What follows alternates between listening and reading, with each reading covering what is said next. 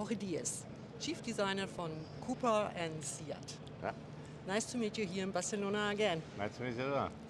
What are the key features of this Raval?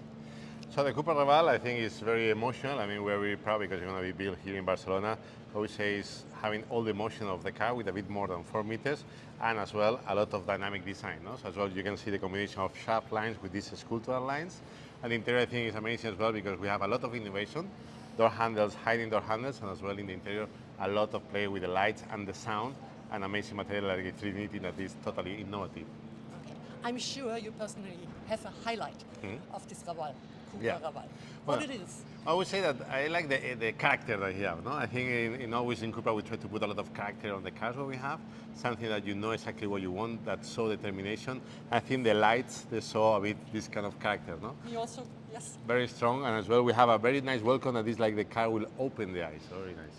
Okay. As designer, what was the biggest challenge in creating this CUPRA Raval electric car? I think the CUPRA RAVAL, the challenge was always in the stamping process because we tried to give a lot of volume, a lot of shoulders, a lot of wheelers, a lot of 3D. And then for the stamping process, it's very challenging as well from the engineers. But together we work to be able to make it happen. So it's very sculptural, very emotional as well. What direction will electric car design take in the future? Would it be a little bit more on design, on lights, on materials, or on colors? Well, I would say that for us, always emotion is there. It's part of our core, so this is why we create emotional cars.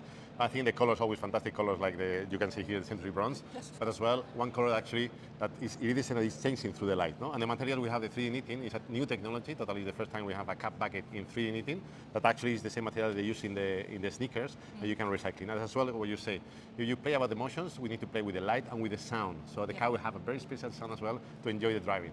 Okay, yes. Thank you very much. Thank you very much. Vielen Dank. Danke.